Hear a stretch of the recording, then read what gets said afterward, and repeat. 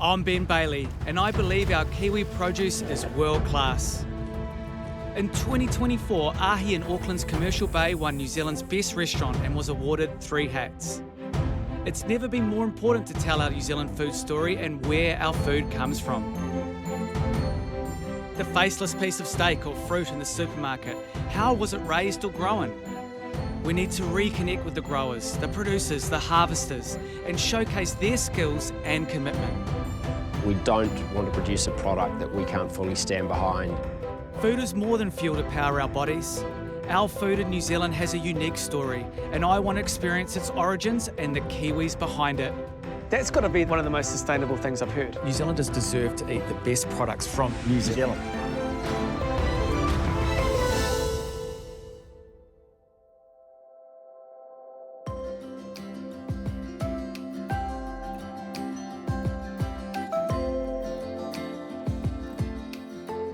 I'm in the stone fruit capital of New Zealand, if not the world, Cromwell in Central Otago. First stop, Electric Cherries, who are doing incredible things in their orchard, which isn't just about growing delicious cherries, it's about showing that sustainable farming is possible and even profitable, with not a fossil fuel in sight. Hello mate, how are you? Kia ora, Ben, welcome. Thank you. So this is it, Electric Cherries. Yeah.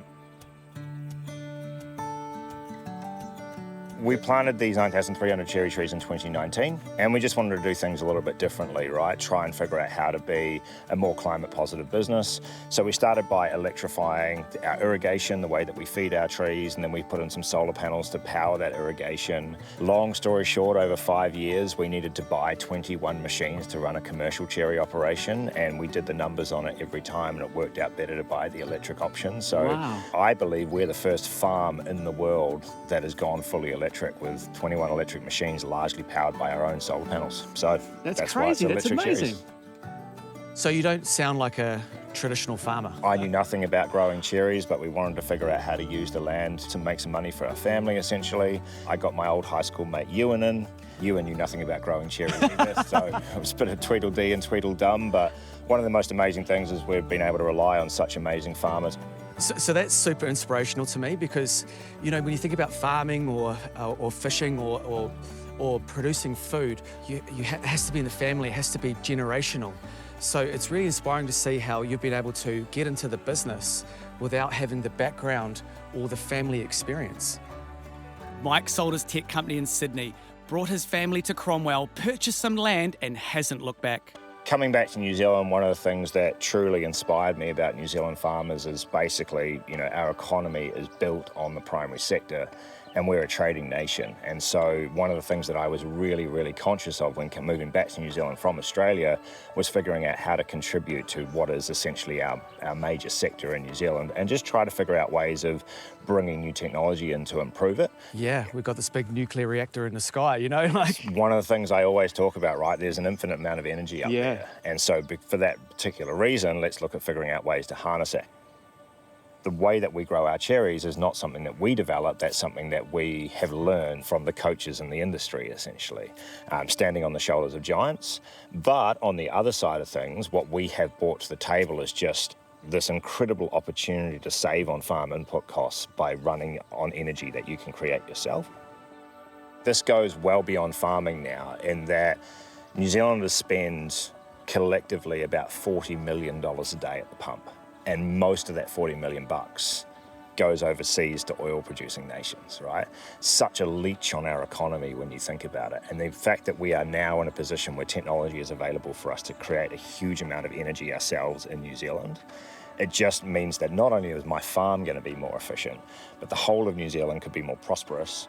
My firm belief now is that New Zealand could be the world leader in electrification, because if people understand that our products are grown largely with electricity, then maybe, just maybe, we will be seen as the most climate positive products in the world and it'll be great for our trade. Very cool. You're like the Elon Musk of cherry growing. Yeah, not quite. Maybe that was insane. We're trying to crack electric food. I want to see electric milk. I want to see electric lamb chops. I want to see electric apricots. There's now going very, very close to having an electric chicken farmer coming on board. Electric Cherries are doing amazing things with electrifying their farm, but are also passionate about telling the New Zealand food story. Us as farmers have lost the connection that we've had to our customer for hundreds of years, right? When you think about it, 100 years ago, you would have gone to your farmer to buy the food that you wanted to buy.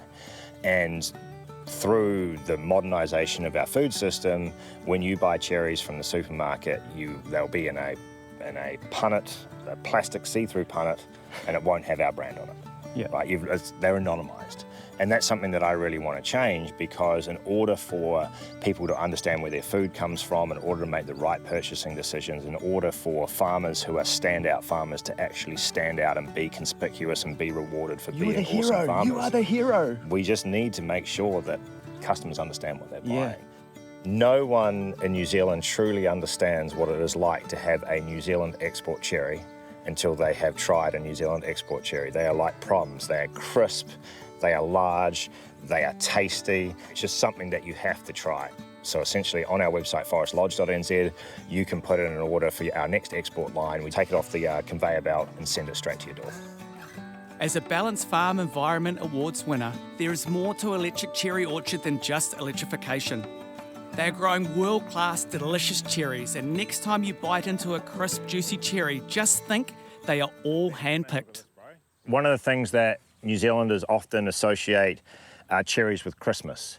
And what we'll notice now is that we're in the middle of January and these cherries are still on the tree, right? Yeah. That's because the best cherries in New Zealand are actually grown and harvested mid to late January. I didn't know that. Right? So longer ripening hours. It's kind of like, would you ever, as a chef, microwave a steak? No. That's what we're... Did I have a bit of a pause there? You're like, maybe, in an emergency. This is a variety called a lapin. And this variety, pick one off the tree, absolutely. These ones just have such a different flavour to them because they have long ripening hours. Wow. And so bite into that. Holy smoke. So you've got the blood red, and you've got the bricks are up, that's the sugar content. You've got all sorts of antioxidants and nutrients that have come up. They are a superfood. They are a superfood, and most importantly, you can hear the crunch, right? And wow. To be honest, like we could leave you out here, I reckon you could go a whole day eating cherries from this orchard quite comfortably because they are just so addictive. That is the sweetest, crisp cherry I've ever had. Mm-hmm. And so that is why we're trying to market export quality cherries to New Zealand. The main thing is we've got to stop treating them as Christmas and start thinking of them as how do we kick off the new year in the best possible way? Well, it's with the best cherries in the world. The thing that slightly annoys me about this is that New Zealanders deserve to eat the best products from New Zealand. If that's okay with everybody. Yep. Like seriously, you know, our best stuff goes overseas and even the average New Zealander does not know how good we are. Coming up, I'm about to find out there's so much more to learn about the growing of cherries.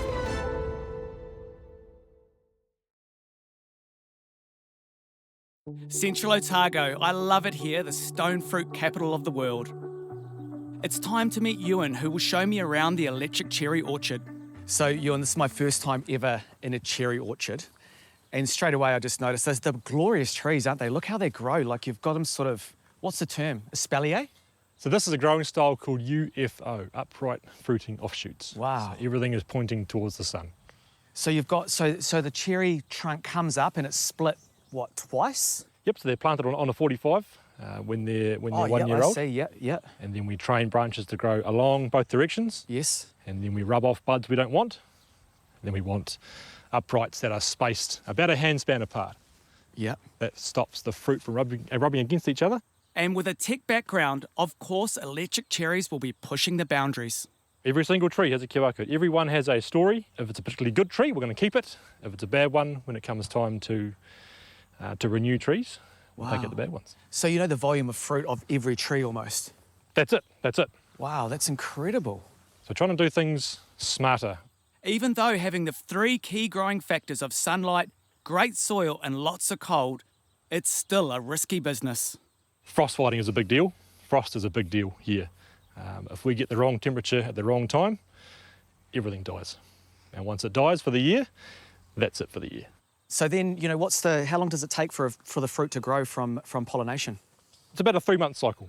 Yeah. So in September, the bees are here, pollination happens, October, November growing, December ripening, December, January picking. Wow. Okay. And that's it for the whole year. So it's a lot of work for just those 1.5 months of You get of one fruit. crack for every 12 months. Can't cock it up, mate. If you screw it up, that's 12 months down the drain. Bugger. Pressure's on. Pressure's on, all right. Pressure makes diamonds. But it can be done. But it can be done. It's the tech that really sets this orchard apart from the others. From the Monarch fully electric tractor to a massive number of solar panels that run the entire orchard. So this is the power plant. This is where it all happens. This is how we fuel our orchard. It's amazing, you know. I love talking about the sun as sort of like this nuclear reactor. You know, it powers plants to grow our food, and now it also can power our machinery. This is a ground-mounted solar array as opposed to our roof-mounted solar array. This is living, breathing proof that this absolutely can be done on this scale. Taking unproductive land, turning it into productive energy land to fuel your operation is an absolute no-brainer. I'm staying in the stone fruit capital of the world as I have an appointment at Jackson Orchards, which is a fourth generation family owned and run business as New Zealand's largest apricot exporter. I've been buying their produce for a while at the restaurant, and it's the size of these apricots that has to be seen to believed. How do you do? Lovely to meet you, Ben. How are you? Wow, the whole family's here. Yeah. This is my daughter, Kristen, my partner, Julie, and my grandson, Jackson. Wow. So 3 generations. I'm the fourth generation fourth? of my family. Yes. Wow, so you took over from your parents? Yes. Wow, so how many years have you guys been going for? Well, I'm just in my early 80s, so I've been at it for a while.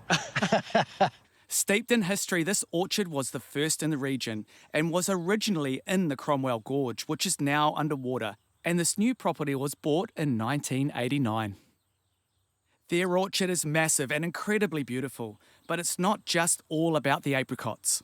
We've actually got over 100 different varieties of fruit. We start harvest mid-November with cherries. Wow. And then finish mid-May with pip fruit. Time to jump on board the orchard tour train. I love it. Hello.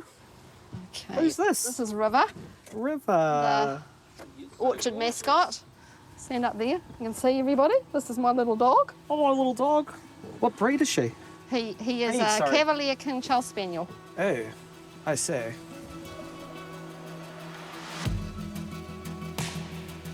With over 100 acres and views to Lake Dunstan, there is so much to see. First stop, Nectarines. All right, so the nectarines. I love nectarines. They look pretty good, don't they? Oh, it's idyllic. Look at that. How do I know it's ready? You've got that lovely red blush covering the fruit. Twist the stem a little bit and it'll just... Oh my gosh, look at that. Now talk to me. So is that the sun that's given it that beautiful colour? Yes, yes it is. Wow. The fruit pickers come through up to 4 times because Wow. they're select picking Yes. and leaving the greener stuff behind. And picking the fruit ripe is key, isn't it? Yes, it is. I mean, a lot of orchards pick fruit unripe. I mean, obviously it's easier for transport, but you lose the flavour. Yes, you do to an extent. Can I eat it? Of course you can, yes.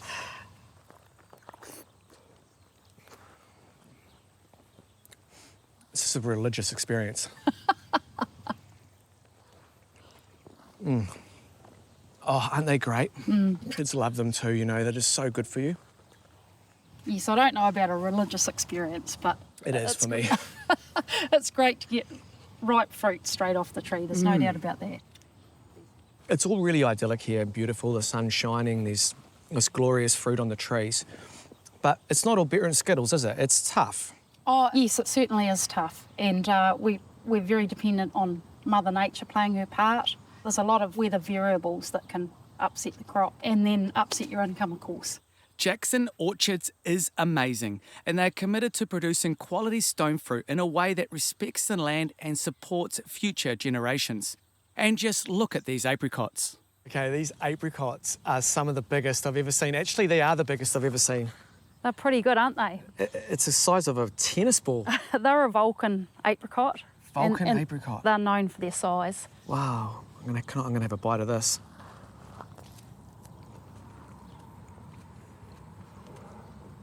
It's insane. Look how the flesh peels away like that. I mean, gosh, that is just so good. I mean, I have to do a dish with these. I can order these now? Yes, you can, yes. Vulcan apricots. Vulcan apricots. You heard it here first, guys, everyone at home. Seriously, Vulcan apricots, these are amazing. And you can get them all over New Zealand overnight from our orchard. Wow, it's incredible. If our guests could have that in the restaurant, I mean, you know, you talk about prime ingredients and not doing too much to them and just letting them shine, but you have to have the great ingredient first. And this is the best apricot of my life. I'm not joking, this is unbelievable. We do grow the best apricots here in Central Otago. You do, there's no doubt about it. Best in the world, maybe. Yep, I'd agree with that. I mean, it has to be the best in the world. Where else in the world can you get an apricot like that? I've travelled the world, I've never seen anything like this. Honestly, these are divine, and the orchard is stunning. But this is a 365-day-of-the-year business, and there is always something to do. A place like this, we have up to 80 staff over the summer, and you've got to be aware at all times of what fruit's ripening and best place to put the pickers, and how many pickers need to go there, or how many pickers need to go back to that spot. That's the challenging thing, isn't it? When the fruit's ready, it must be picked. You've got to pick it exactly when it's ripe, or it'll spoil and overripe, and then the value drops, and you've got very little market for it. And to back up the truck, to even get fruit, the trees must be pollinated, which is where the worker bees come in, who spend their first 21 days in the hives and then will go out and forage and feed. So the queen bee, she's laying up to 2,000 eggs a day to replenish her hives. So when you're saying out foraging and feeding, at the same time they're pollinating the flowers which make the fruit. Yeah. It's just so key, isn't it? Coming up, it's the last piece of the circle, the packing house. And back at Ahi, we create an epic nectarine dish.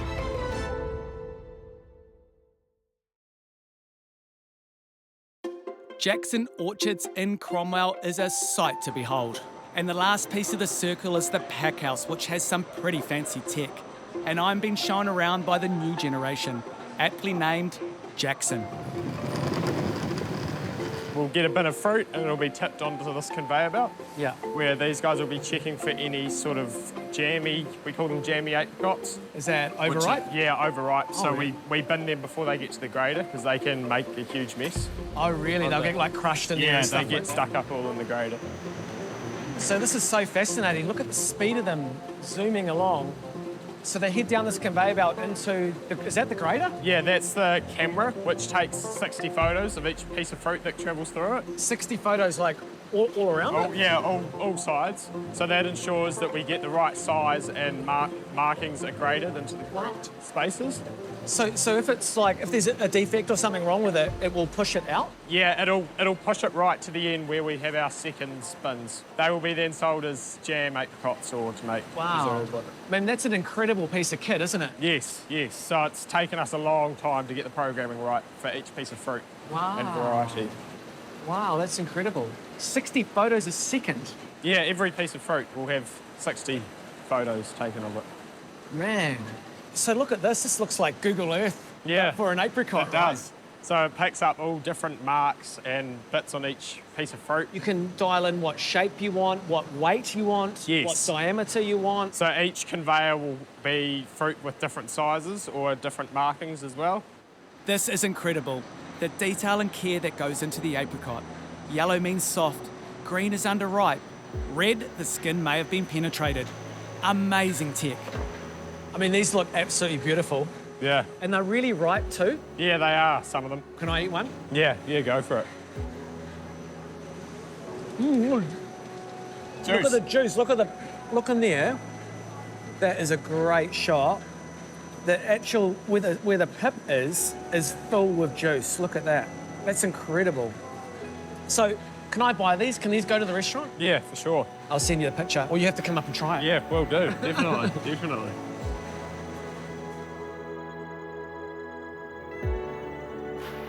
I've been in Central Otago during my favourite season. And you know what? As a chef and food lover, Cromwell is like no other. the apricots, the cherries, the nectarines. I'm in awe of how hard these farmers work to produce such amazing ingredients. So I want to do them justice, and I can feel a special New Zealand food story dish coming to Ahi soon. It's a stinking hot Cromwell day and I need to cool off. Back at Ahi, our executive chef Mike the Russian has come up with a Central Otago dish. So what is the actual dish? What are you calling it? I mean, I can't always leave it to you to come up with names, but it is fire-roasted nectarines with yogurt and white chocolate crumble. Yeah. Glazed in cherry and port, and flambé with amaretto, made from the cherry stones. Sexy. Let's do it. Let's do it. First up, the nectarines are tossed in sugar and cooked over the fire. Then flambéed with Mike's amaretto. Cool thing we are trying to do with nectarines. So this is nectarine and koji water mixed together. So we strip the koji off the koji rice, which is essential ingredient for miso making. And then it's kind of like sweet, salty umami. Wow. Time to plate. White chocolate cream. The rocks of Central Otago, which is white chocolate and yogurt crumble. Nectarines. I love it. A nectarine sorbet.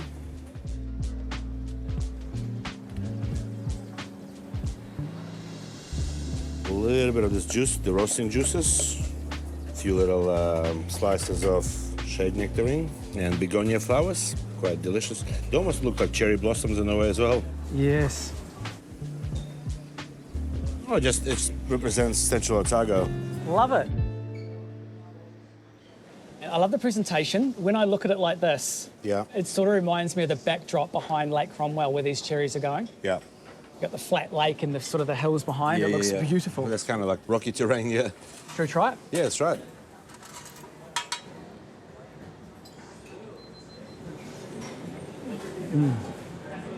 Wow. The mint makes it pop, eh? Yeah. Hey, let's try this nectarine.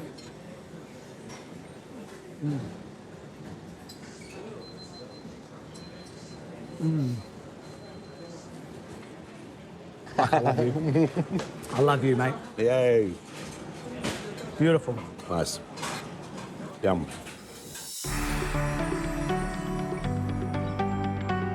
This episode was brought to you by Balance Farm Environment Awards.